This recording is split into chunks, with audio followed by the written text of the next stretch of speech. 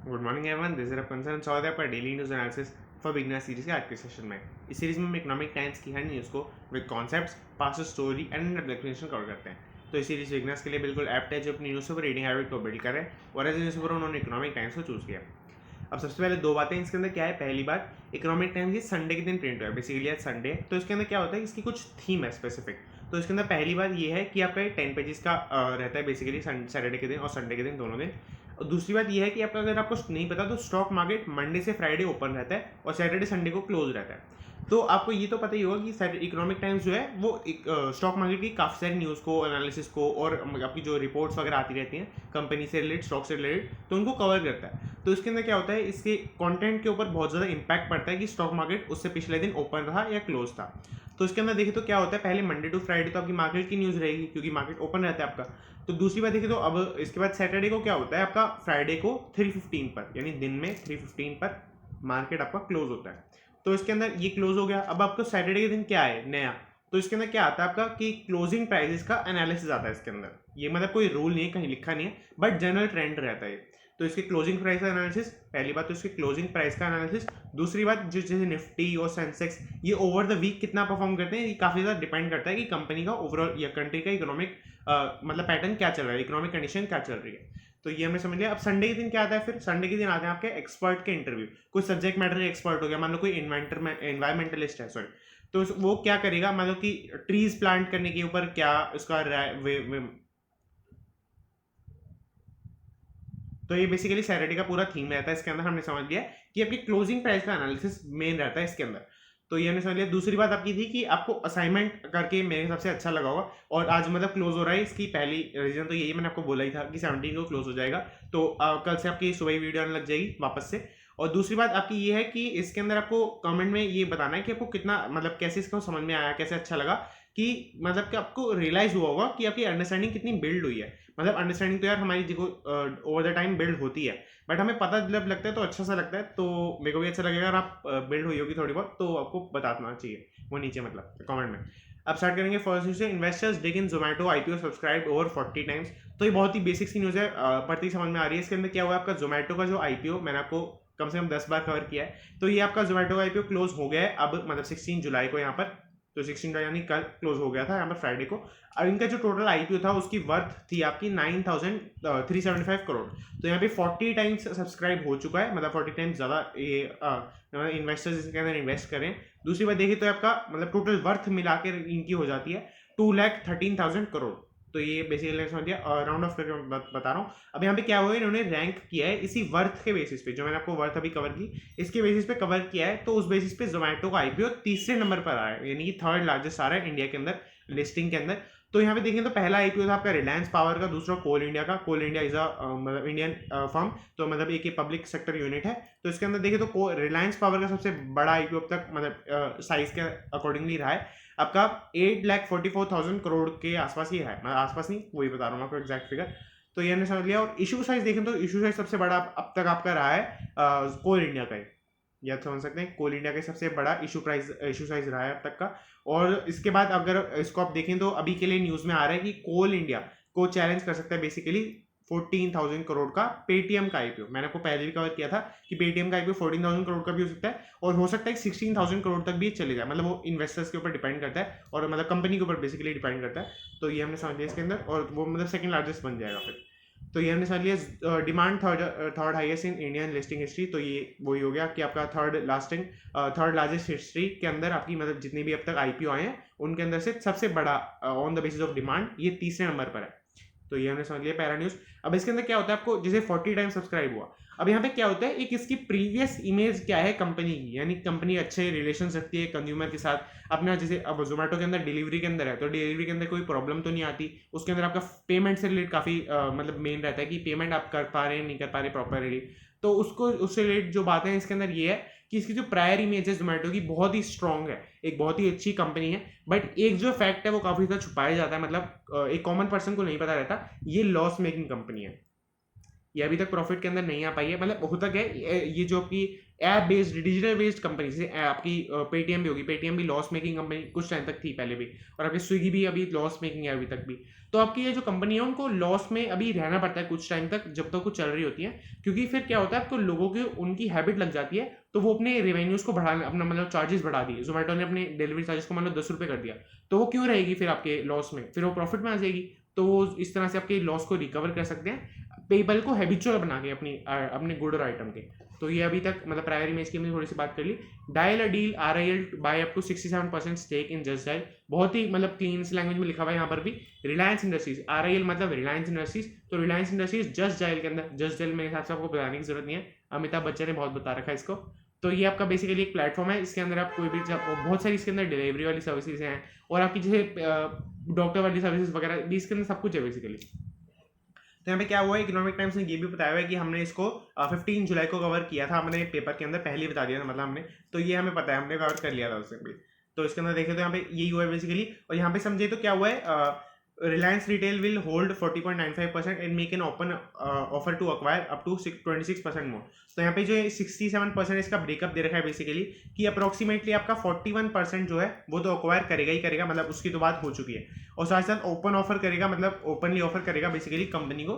तो ये किस लिए ऑफर करेगा कि 26% और भी अक्वायर कर ले, वो फिर टोटल अक्वायर ही हो जाएगा, 76% हो गया, मतलब अक्वायर होता है वो। तो ये हमने 67%, तो अक्वायर ही हो गया, 50% से ज़्यादा हो गया, तो यहाँ पे 26% हो गया, तो वो इसका मतलब ओपन ऑफर प्रेजेंट करेगा। तो यहाँ समझ लिया। और यहाँ पे डील का अमाउंट बताया हुआ है कि आपका 5 to 3 करोड़ के आसपास ही हो सकता है, कि मतलब अगर 26% के आसपास बढ़ा तब ये इतना होगा, नहीं तो आपका इसको डिवाइड बाई 3 कर सकते हैं, तो आपका ऑलमोस्ट आपका 17 हो गया, 17 into 2 कर सकते हैं, तो 3400 करोड़ के आसपास ये मतलब हो जाएगा, अगर ये सिर्फ 41% पर ही क्लोज हो गई डील। तो ये हमने समझ लिया इसके अंदर पूरा। और आगे चले तो Paytm seeks SEBI nod for 16,000 crore IPO, तो हमने समझ लिया इसके अंदर, ये अभी थोड़ी सी पहले डिस्कस भी किया था कि पेटीएम का भी IPO आने ही वाला है बस। तो यहाँ पे क्या हुआ, Paytm seeks SEBI nod, SEBI अगर आपको नहीं पता तो सेबी आपका पूरे स्टॉक मार्केट का रेगुलेटर है, मतलब अगर आपको स्टॉक मार्केट के अंदर कुछ भी करना है तो आपको सेबी की परमिशन चाहिए। मतलब ये नहीं कि आपको स्टॉक में इन्वेस्ट करना है तो सेबी आपको खुद आके परमिशन देगा, बट हाँ आपको जैसे डिपॉजिटरी की परमिशन चाहिए तो वो आपको सेबी प्रोवाइड करती है डिपॉजिटरी को।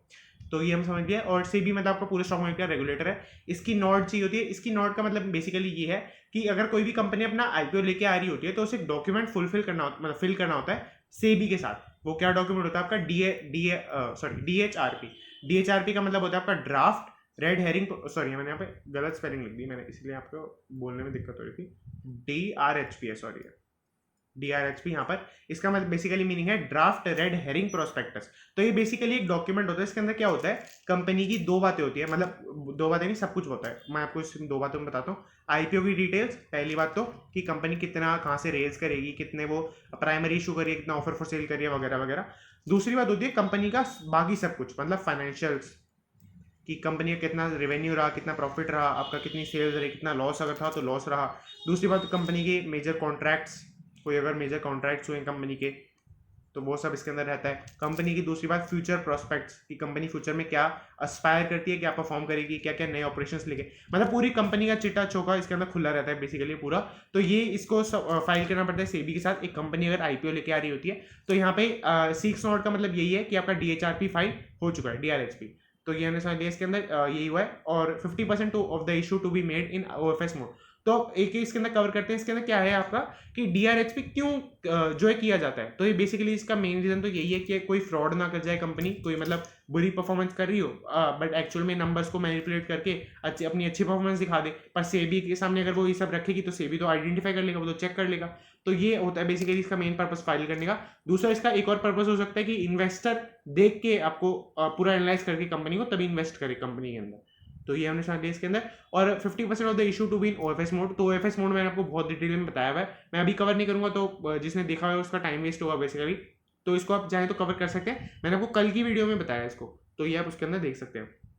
तो यहाँ पे क्या हुआ है कि आपका 50% of the issue OFS mode के अंदर होने वाला है। और ये आपकी सेल करेंगी company ANT, Alibaba, soft bank, elevation और फाउंडर शर्मा। फाउंडर शर्मा अगर आपको नहीं समझ में आया तो बेसिकली इसका मतलब ये है कि आपके जो को फाउंडर है, वैसे पेटीएम के फाउंडर हैं विजय शेखर शर्मा, मैं आपको फोटो दिखा दूंगा। तो ये जो शर्मा है वो भी इसके अंदर अपने शेयर जो शेयर इनके पहले वो सेल कर रहे हैं।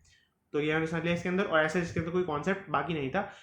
कंपनी में go for 2 crore pre IPO round to remain foreign own. तो यहाँ पे आप समझेंगे, मैंने आपको ऊपर बताया था कि पेटीएम का 14,000 का आईपीओ हो सकता है, बट यहाँ पे तो 16,000 लिखा है। तो यहाँ पे यही है बेसिकली कि 2,000 करोड़ का वो बाहर की कंट्रीज के अंदर, मतलब फॉरेन कंपनीज के अंदर आईपीओ लेके आ सकते हैं। बेसिकली प्री आईपीओ राउंड उसको कहते हैं। वो किसके फॉर्म में होता है? वो आपका शेयर्स की फॉर्म में नहीं होता, वो शेयर्स की एक यूनिट बना दी जाती है, एडीआर, जीडीआर। मतलब एडीआर तो यहाँ पे वैलिड नहीं रहेगा, बट मैं आपको फिर भी कवर कर रहा हूँ, एडीआर, जीडीआर और आईडीआर।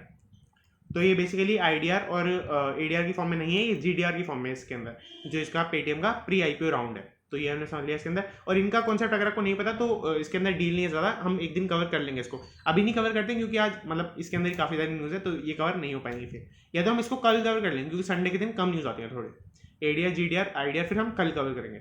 तो उसके आगे चले तो पीएनबी हाउसिंग फाइनेंस, पीएनबीएचएफ मतलब पीएनबी हाउसिंग फाइनेंस, तो to remain under SEBI, under license of SEBI. तो यहाँ पे यही मैंने आपको सेबी बताया क्या होता है। सेबी आपका, सेबी की लाइसेंस के अंदर बेसिकली सेबी की इन्वेस्टिगेशन के अंदर ही रहेगा पीएनबी हाउसिंग फाइनेंस। क्यों रहेगा? क्योंकि ये डील करने लग रहा है एक कैरलाइल ग्रुप से। कैरलाइल ग्रुप आपका एक बेसिकली इन्वेस्टमेंट फर्म्स का ग्रुप है, ये अक्वायर करने लग रहा है पीएनबी हाउसिंग फाइनेंस को। तो यहाँ पे आप समझेंगे क्या हुआ है कि सेबी ने टेल्स एसएटी बोर्ड, सेबी ने एसएटी बोर्ड को, एसएटी क्या होता है आपका? Securities appellate tribunal. ये बेसिकली आप इसको कोर्ट ही मान सकते हैं, मतलब एक स्टॉक मार्केट के लिए कोर्ट मानने हैं बेसिक लैंग्वेज में, लेमैन लैंग्वेज में।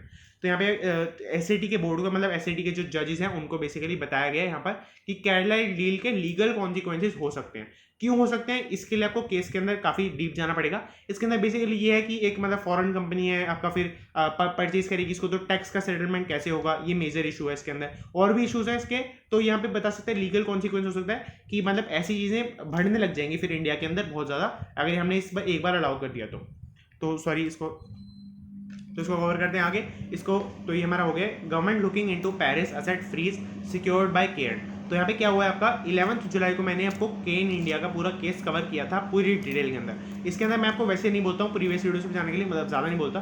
तो इसके अंदर आप जाएँ तो इसके अंदर पहली 10 मिनट मैंने ये केस समझाया, तो आप देखेंगे अगर मैं आपको फिर से कवर करूँगा तो अभी इसमें 10 मिनट लगेंगे, तो वो हम नहीं कवर करते हैं, इसलिए बेनिफिट रहेगा। तो ये हम जो है इसके अंदर छोड़ते हैं। अब क्या हुआ था आपका केन के केस में लास्ट में एक कंक्लूजन निकला था कि गवर्नमेंट को कुछ चेंजेस करने पड़ेंगे, कुछ कॉन्स्टिट्यूशन को अमेंड करना पड़ेगा थोड़ा बहुत, कि वो अपनी सेटलमेंट के ऊपर, मतलब अगर नहीं करता है तो पूरे जो गवर्नमेंट है उसको 20,000 यूरो का लॉस हो जाएगा, सॉरी 20,000 करोड़ यूरो का लॉस हो जाएगा। तो यहाँ पर क्या हुआ है, इसी लॉस को रिकवर करने के लिए केएन ने क्या किया, एयर इंडिया के कुछ असेट्स को सीज कर लिया। यानी कि आपके पेरिस के अंदर एयर इंडिया के जैसे कुछ पोर्ट्स हो गए, एयर इंडिया अगर आपको नहीं पता तो आपकी वही पता ही होगा वैसे आपको, एयर इंडिया के एविएशन के अंदर कंपनी, आपके एयरप्लेन वाला बेसिकली इनका बिजनेस रहता है। तो एयर इंडिया के अंदर आपको पता ही हुआ। अब एयर इंडिया के क्या है, पेरिस के अंदर जो भी पोर्ट्स हैं आपके, जो अगर कोई एयरप्लेन वगैरह खड़ा था वो भी, तो वो केयर ने असेट फ्रीज कर लिया, मतलब सीज कर लिया उन असेट्स को, अपने कंट्रोल के अंदर ले लिया। तो यहाँ पे क्या हुआ है, government looking into Paris asset freeze secured by Cairn. तो जो आपने कि केयर ने ऐसा कर लिया, इसके ऊपर गवर्नमेंट केस करने की प्लानिंग कर रही है यहाँ पर कि आपके जो एमईए मतलब मिनिस्ट्री ऑफ एक्सटर्नल अफेयर्स, तो ये आपके इसका डिपार्टमेंट ऑफ रेवेन्यू, मतलब ये तो बेसिकली एक डिपार्टमेंट है, but as a ministry of external affairs ही वो केस करेंगे आपका। किसके ऊपर केस करेंगे कि आपका ये कैसे असेट अपने सीज कर लिए, और क्योंकि आपके जो एयर इंडिया है उसको गवर्नमेंट प्राइवेटाइज कर रही है, और साथ ही साथ अपने कॉन्स्टिट्यूशन के अंदर कुछ चेंजेस भी लेके आ रही है कि उसको ये कंपनसेशन पूरी पेड ना करनी पड़े। तो ये हमने पूरा समझ लिया इसके अंदर। और इसके अंदर ऐसा कोई कॉन्सेप्ट नहीं थी, अगर ये मतलब ये हो जाता है, जैसे गवर्नमेंट केस कर देती है और उसकी कुछ प्रोसीडिंग आ जाती है, तो हम इसको, इस केस को जो मैंने आपको 11 जुलाई को संडे वाली वीडियो के अंदर एक्सप्लेन किया था, उसको फिर से कवर कर लेंगे। IT rules compliance must government sends a clear signal. तो यहाँ पे क्या हुआ, जैसे आईटी रूल्स का मैंने आपको पहले बताया था, यहाँ पे डेट नहीं लिखी, मई 26 को जो है आपको कंप्लाई करना था, काफ़ी सारे, मतलब आपको नहीं, सोशल मीडिया प्लेटफॉर्म्स को कंप्लाई करना था न्यू आईटी रूल्स से। बेसिकली पॉलिसी से रिलेटेड कुछ बातें थी कि आपको कंप्लायंस ऑफिसर को हायर करना है, आपको ग्रीवेंस ऑफिसर को हायर करना है, नोडल ऑफिसर को हायर करना है, और उन तीनों ऑफिसर्स की हमें पूरी डिटेल कि मतलब वो कहाँ पैदा हुए थे वो भी बताना है, मतलब एग्जाम्पल बता रहा हूँ मैं। तो ऐसा सब कुछ बताना था उनके बारे में, तीनों के बारे में, ऑफिसर्स के बारे में। तो ये सब था आईटी रूल्स के अंदर, मतलब एज अ वन क्लॉज बता रहा हूँ मैं आपको, और भी बातें थी इसके अंदर। अब इसका क्या है, आईटी रूल्स कंप्लायंस मस्ट करिए, बेसिकली वापस से इन्होंने वार्निंग निकाली कि वापस से जल्दी जल्दी कंप्लाई करो जिसने भी कंप्लाई नहीं किया, क्योंकि ऑलमोस्ट आप देखेंगे कि आपका 2 महीने होने वाले हैं, मई जून जुलाई 2 महीने के आसपास होने वाले हैं आपके 10 डेज के अंदर, 9 डेज के अंदर। तो ये कर देना चाहिए काफ़ी सारी कंपनीज को। तो ये आप देखेंगे तो क्या हुआ, सेंटर ने सेंड किए थे नोटिस को, काफ़ी सारी कंपनीज को नोटिस सेंड किए, तभी ये न्यूज़ बनी है। तो इसके अंदर देखें तो क्या हुआ है, आपके टेलीग्राम ने कंप्लाई अब कर दिया है, और सिग्नल येट टू रिस्पॉन्ड। तो सिग्नल आपको अब पता चल गया होगा 2-3 मतलब उसके अंदर न्यूज़ के अंदर ही रहा था। तो सिग्नल आपको पता ही एक मैसेजिंग प्लेटफॉर्म है, तो ये आपको अभी येट टू रिस्पॉन्ड, अभी इसने रिस्पॉन्ड नहीं किया है। तो ये हमने समझ लिया इसके अंदर। और हमारा जो फर्स्ट पेज है वो कवर्ड है। और आप देखेंगे 10 पेजेस के अंदर आप देखें, फर्स्ट पेज तो आपका ये हो गया मेन सबसे इम्पोर्टेंट जो हमने कवर कर लिया पूरा। अब 2 पेजेस पे आप देखेंगे प्योर पॉलिटिक्स सेक्शन है। इसके अंदर क्या होता है आपका, वही आपके नाम से बता रहा है, पॉलिटिक्स के अंदर सेक्शन रहता है। तो इसको 2 पेजेस को हम स्किप करेंगे पूरे।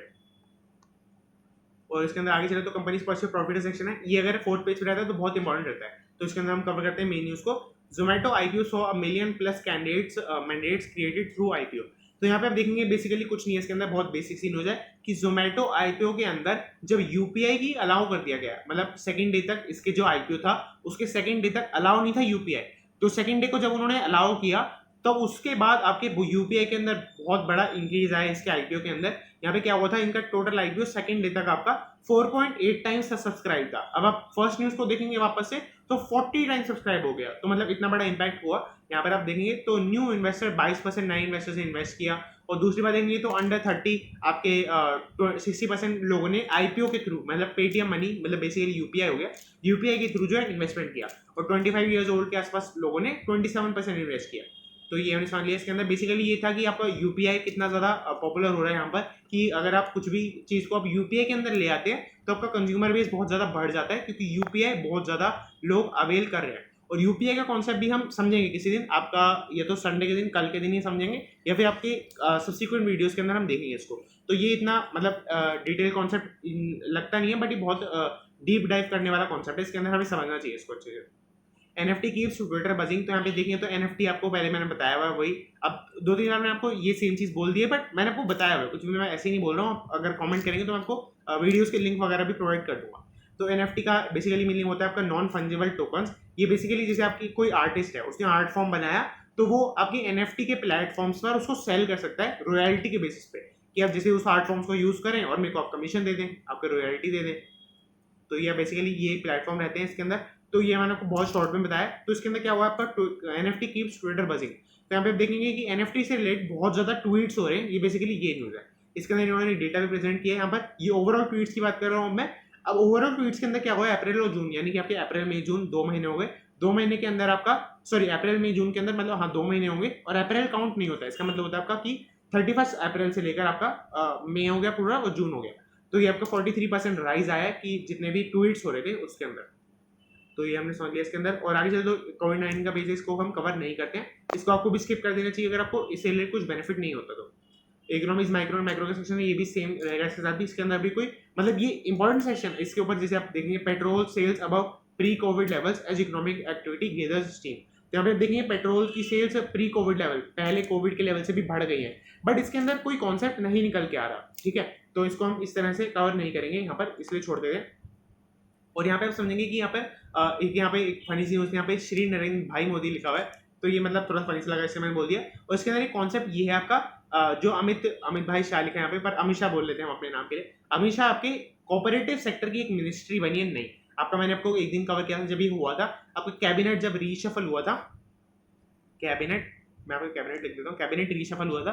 तो इसके अंदर क्या हुआ था, आपका कोऑपरेटिव एक नई इंडस्ट्री बनी थी, उसके पहले मिनिस्टर बने थे आपके श्री अमित शाह। तो इसके अंदर देखेंगे ये तो हमें कोई फर्क नहीं पड़ता इससे तो कौन मिनिस्टर है, बट कोऑपरेटिव सेक्टर क्या होता है वो हमें फर्क पड़ता है, उससे हमें ये पता होना चाहिए क्या होता है। तो अगर मैं आपको एग्जांपल दूं तो अमूल एक कोऑपरेटिव है। तो इतना बड़ा कंपनी है, मतलब इतना बड़ा कॉन्सेप्ट रहता है इसके अंदर, मतलब बड़ा कॉन्सेप्ट नहीं है बट इतनी बड़ी बात रहती है इसके अंदर। तो ये आपका अमूल एक कॉन्सेप्ट है, कोऑपरेटिव है, कंपनी नहीं है। तो इसके अंदर क्या होता है कि जैसे आपकी सप्लायर है, मान लो कि एक गुड़ है, मान लो इसके अंदर देखें तो मिल्क था यहाँ पर। तो इसके जो भी सप्लायर्स थे उन्होंने क्या किया, एक कंपनी नहीं फॉर्म की, एक कोऑपरेटिव बना लिया, एक जॉइंट वेंचर टाइप एक कोऑपरेटिव बना लिया, उसका नाम दे दिया अमूल। तो यहाँ पे क्या हुआ, वो एज अ होल, मतलब मान लो 10 प्रोड्यूसर ने सेल किया ये स्टार्टिंग में।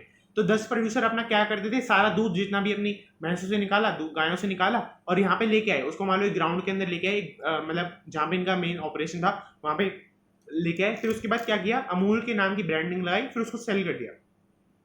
तो ये बेसिकली कोऑपरेटिव बन गया। इसके अंदर क्या है कि जो आपके प्रोड्यूसर हैं या जो आपके सेलर्स हैं, बेसिकली रिटेल आपके होलसेलर्स बोल सकते हो, सेलर्स बोल सकते हो, तो ये सब जो थे वो साथ में आए और उन्होंने कोऑपरेटिव बना लिया। तो इसको ऐसे जो सेक्टर है पूरा, इसको कोऑपरेटिव सेक्टर बोलते हैं। और ऐसे इसका बिगेस्ट एग्जांपल आपका अमूल है। मतलब ये मैं आपको फैक्ट बता रहा हूँ, ये कोई कॉन्सेप्ट वाली बात नहीं है, फैक्ट है कि आपका अमूल एक बिगेस्ट कोऑपरेटिव है। तो हमने समझ लिया इसके अंदर, और ये हमारा पूरा न्यूज़ था।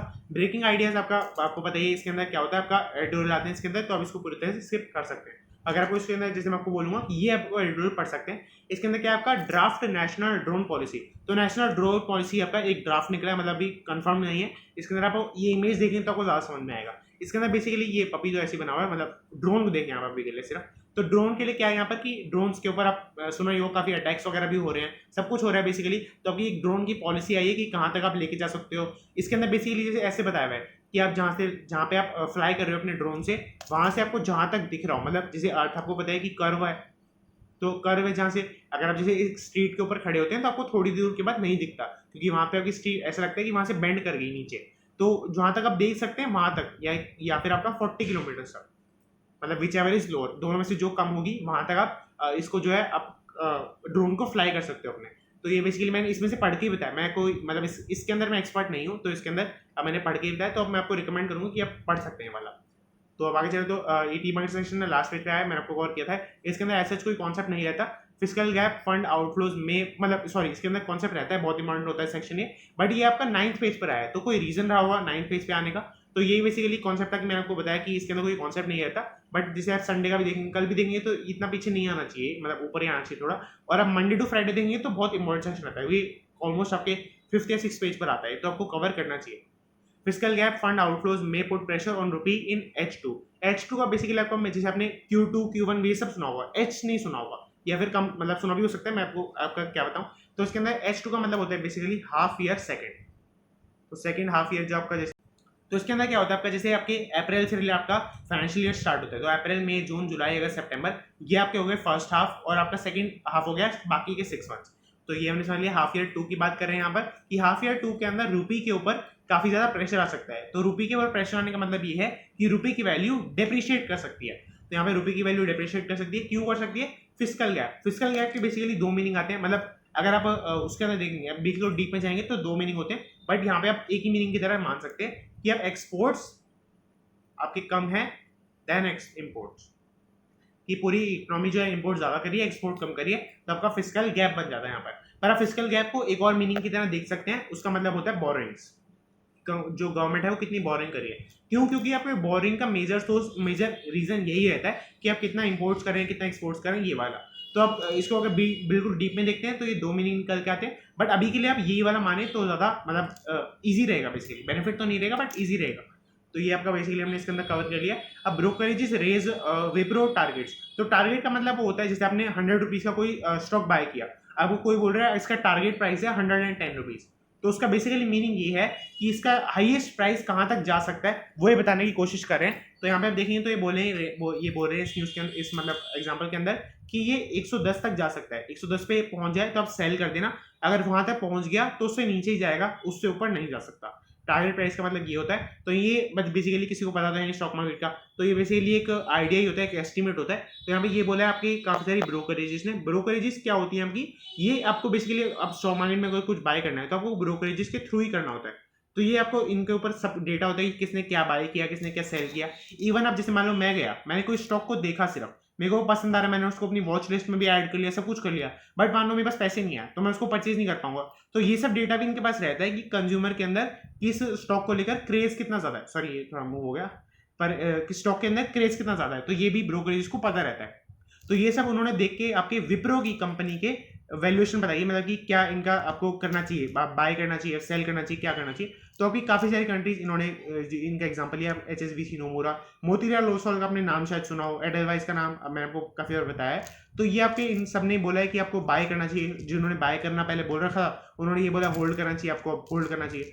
तो ये इसके अंदर बेसिकली कॉन्सेप्ट कवर कर लिया पूरा। इसके अंदर हमारा जो ऑलमोस्ट न्यूज़पेपर कवर्ड है, ऑलमोस्ट मतलब पूरा ही कवर्ड है। इसके अंदर 10th पेज है, 10th पेज के अंदर सैटरडे फीचर एंड स्पोर्ट्स, ये सैटरडे स्पेसिफिक सेक्शन रहता है। इसके अंदर आपको जो संडे वाला फ्लेवर था ना, कुछ एक्सपर्ट्स वाला, वो इसके अंदर रहता है कि कुछ एक्सपर्ट्स, जैसे आपको देखेंगे पहले ही न्यूज़ के अंदर नरसिम्हा डी राव, ये एक्सपर्ट है सब्जेक्ट मैटर की अपने, तो एनर्जी रिलेटेड आपके इन्वायरमेंटलिस्ट है, बेसिकली एनर्जी के अंदर डील करती है। तो इन्होंने इसके अंदर बताया। स्पोर्ट्स का सेक्शन है, आपको नाम से पता लग रहा है, स्पोर्ट्स का सेक्शन इसके अंदर है दूसरा वाला, तो ये हमने कवर कर लिया।